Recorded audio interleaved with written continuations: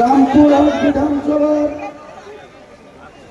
এলাকায় আমাদের জেলার সাংগঠনিক সভাপতি অধ্যাপক কলিমুদ্দিন সাহেব, আমার রামপুরহাটের প্রার্থী আনাস আহমেদ ভাই এবং এছাড়াও আমাদের বীরভূমে 11টা বিধানসভার মধ্যে লালহাটিয়ার মোরাডোয় আমরা মিম পার্টিকে ছেড়েছিলাম।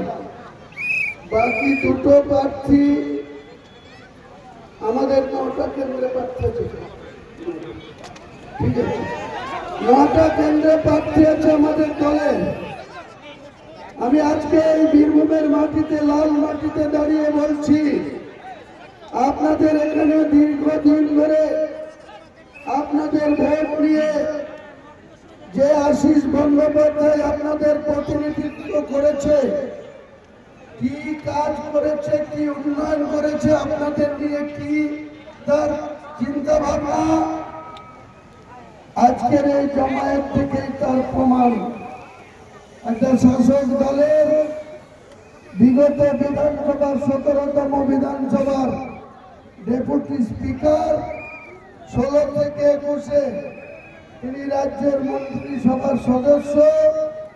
মমতা বন্দ্যোপাধ্যায়ের মামার বাড়ি হচ্ছে বীরভূম, তিনি রাজ্যের মুখ্যমন্ত্রী। আমরা বিগত দিনে 34 বছরের বাম জামানা দেখেছি, 15 বছরের মমতা বন্দ্যোপাধ্যায়ের সরকার দেখলাম। বীরভূম যে তিমিরে ছিল সেই তিমিরেই রেখে দেওয়া হয়েছে। একবারের জন্য বীরভূমের মানুষের কাছে আমরা দোয়া চাইতে এসছি, আশীর্বাদ চাইতে এসছি।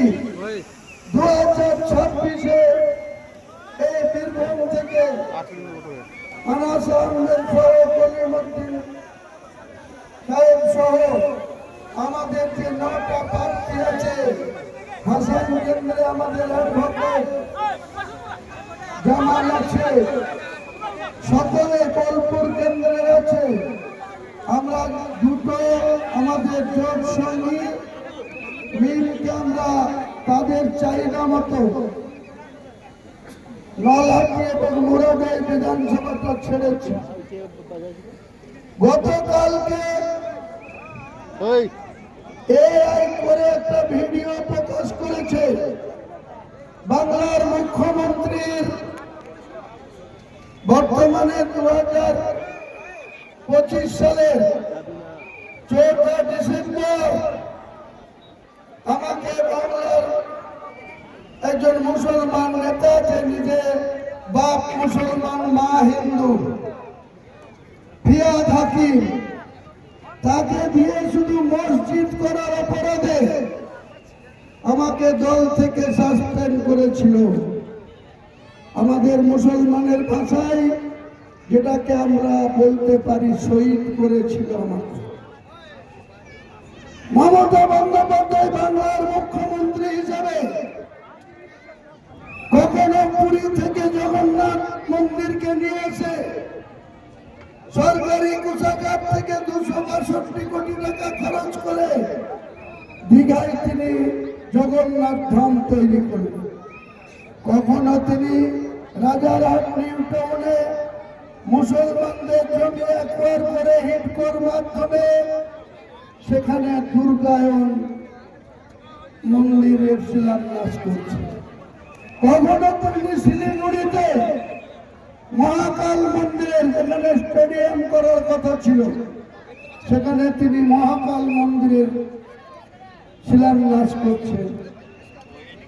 আর যদি বলা যায় এই বীরভূমের মাটিতে কতটা তিনি মুসলমানকে ভালোবাসেন, মমতা বন্দ্যোপাধ্যায়ের নেতৃত্বে, অনুব্রত মণ্ডলের নেতৃত্বে বকটুয়ে কি ঘটেছিল আপনাদের মনে থাকা উচিত। মমতা বন্দ্যোপাধ্যায় বকটুয়ে তৃণমূলকে যেভাবে ঘরে আগুন দিয়ে পুড়িয়ে মেরেছিল, আমরা কোনোদিন কোন মুসলমান এটা ভুলতে পারে না। ভুলবে না। এইসব ঘটনার বদলা নিতে মুসলমান তার নিজের অধিকার বুঝে নিতে, মুসলমান তার ইমানকে আরো মজবুত করতে এই মমতা বন্দ্যোপাধ্যায় RSS এর দালাল। তিনি আমাকে বলছেন আমি নাকি বিজেপির বিডি। এই মমতা বন্দ্যোপাধ্যায়, আপনি কালীঘাটের বাড়িতে অটল বিহারী বাজপেয়ীকে ডেকে নিয়ে এসে আপনার মা গায়ত্রী ব্যানার্জিকে প্রণাম করিয়েছিলেন। আপনার মাকে আপনি নিজে অটল বিহারী বাজপেয়ীর পায়ে হাত দিয়ে প্রণাম করেছিলেন। 2011 সালের 13 মে যেদিন বুদ্ধদেব ভট্টাচার্যের সরকারটা পরাজয় এর মুখ দেখেছিল বাংলার মাটিতে, 2011 সালের নির্বাচনে আপনি যে কংগ্রেসকে ঘৃণা করে 1998 সালের 1 জানুয়ারি তৃণমূল দলটা গঠন করেছিলেন, আবার 2001 সালে আপনাকে সেই কংগ্রেসের সঙ্গে জোট করতে হয়েছিল। আপনার দ্বিমুখী চরিত্র, আপনার মিথ্যাবাদী, আপনি মুসলমানদের সঙ্গে প্ল্যান করে RSS এর সঙ্গে কথা বলে আপনি এবারেরও নির্বাচনে যেদিন প্রার্থী ডিক্লেয়ার করেছেন নিজের মুখে বলেছেন আগেকার RSS রা ভালো ছিল, অর্থাৎ মুরলী মোহনদেশী LK আদবানিরা ভালো ছিল, বর্তমানে RSS এর লোকরা আপনার কন্ট্রোলে নাই। এটা হুমায়ুন কবির বলেনি, মমতা ব্যানার্জি আপনি নিজে বলেছেন। তাই আপনার আসল চরিত্র, আসল স্বরূপ ধরা পড়েছে।